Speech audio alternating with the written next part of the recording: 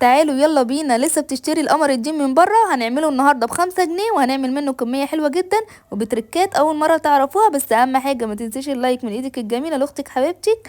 ويلا بينا هنسمي كده بالله ونصلي على الرسول. معانا هنا بقى ايه؟ ده كيلو من الجزر، هنقطعه كده زي ما انتم ما شايفين. ايه ده؟ هتعملي القمر الدين بالجزر؟ هنعمله بالجزر، بس مش هيبان فيه ولا طعم الجزر ولا ريحه الجزر خالص. هنحط تريكات مهمه جدا هتعجبكم جدا، لكن في الوصفه الاساسيه كانت معموله بالجزر والسكر والنشا والجيلاتين بس، لكن احنا هنعمله بحاجات هتضيع طعم الجزر خالص. يلا بينا هنشوف هنعمله ازاي. وطبعا ده الترند الجديد اللي طالع السنه دي، القمر الدين اللي معمول بالجزر. تابعوا معانا الخطوات للاخر عشان في تريكات مهمة جدا هتعجبكم قوي. بعد كده هبدأ ان انا احط عليه ربع كوباية من المية، وهبدأ ان انا ارفعه على النار. في ناس بتحط السكر في البداية، لكن انا مش هحط السكر عشان خاطر يستوي كويس جدا ويطرى معايا واعرف ان انا اضربه بالهاند بلندر او بالخلاط.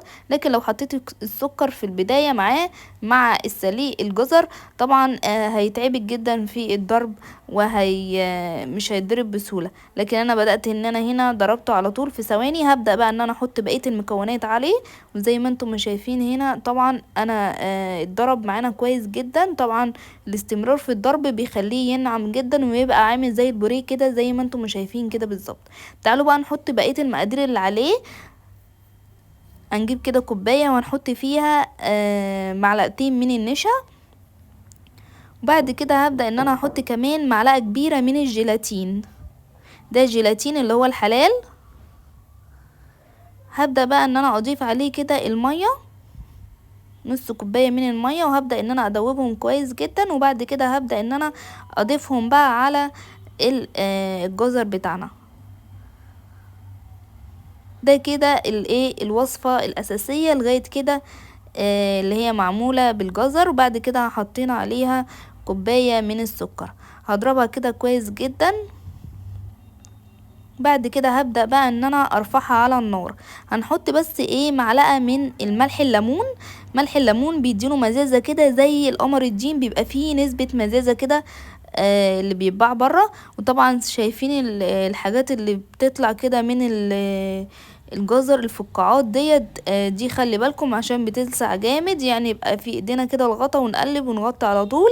هنا بقى طبعا هو لغاية دلوقتي طعمه طبعا طعم الجزر، فاحنا عايزين نضيع طعم الجزر ده خالص. فهنحط ده جيلي بطعم المشمش. ده هنا هيديكي نفس لون القمر الدين، وكمان هيديكي طعم القمر الدين، يعني نسبة الطعم من القمر الدين هيضيع طعم الجزر يعني معاكي. هنقلبه كويس جدا، وبعد كده هنسيبه بقى كده شوية لغاية ما يتقل معانا. عايزينه كده يتقل معانا لغاية ان انتي تبدأي ان انتي تنزلي من المعلقة ينزل معاكي بصعوبة. لسه لغايه دلوقتي ما دقناش. هنحط هنا معلقه من العسل. انا حطيت هنا العسل الابيض، او ممكن تحطي العسل اللي هو الكلوكوز، لكن ما كانش متاح عندي العسل الكلوكوز فحطيت ايه عسل ابيض عادي. شايفين قوامه تقل وما بقاش ان هو ينزل من المعلقه. بعد كده هبدا ان انا اسيبه كده شويه على ما احضر الاكياس بتاعتنا اللي احنا هنحطه فيها. حطيت كده صينيه وحطيت كده اكياس من التلاجة او الستريتش راب المتاح عندك. وبعد كده هنحط نقطه كده من الزيت، وبعد كده هتدهنيه. هتبداي ان انت تنزلي الخليط، وبعد كده هتبداي ان انت تفرديه في الصينيه كده على طول.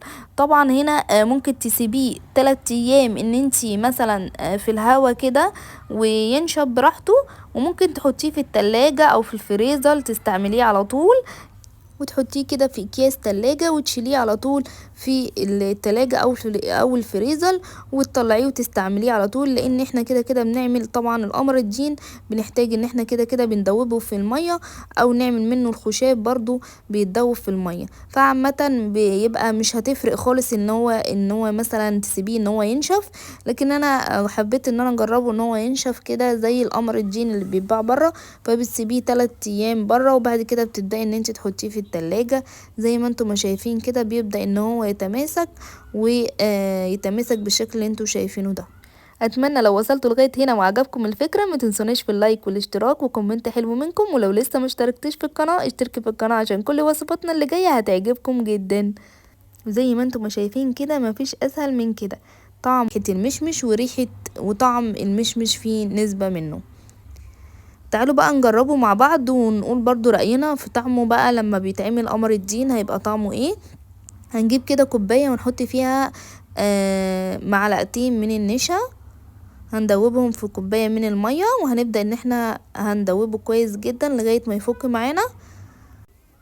بعد كده طبعا هنحط بقى ايه السكر، وهنحط هنا السكر طبعا على حسب الرغبة، يعني على حسب ما تحبوا. انا حطيت نسبة صغيرة من السكر لاني حطيت ربع كوباية من السكر، لاني انا كنت حاطة سكر طبعا في القمر الدين من الاول. حطيت هنا بقى ايه فانيليا، وهبدأ ان انا اسيبه ان هو يتقل معانا، وبعد كده هنصبه على طول، مش هياخد ثواني وتصبيه كده على طول، لان هو بيتقل على طول في السلاطين او الكوبايات. زي ما انتم ما شايفين كده بدأت ان انا اغرفه، وبعد كده هبدأ ان انا احطه في التلاجة يتماسك كده معانا ويسقع ويبقى طعمه حلو زي القمر الدين اللي بنجيبه من بره ونعمله. تعالوا بقى نشوف بعد ما يسقع معانا هيعمل ايه وهيبقى طعمه ايه. حطينا هنا بقى ايه شوية بقى كده حاجة تكسر اللون، شوية بقى كده من المكسرات، شوية من جوز الهند، اي حاجة عندك عشان بس ايه يدي لون كده حلو. هنا تعالوا بقى بعد ما طلعناه من التلاجة تعالوا نشوف طعمه عامل ازاي. عايزة اقول لكم هو طعمه حلو وقريب جدا من القمر الدين، هنديله كده نسبة 80% من القمر الدين.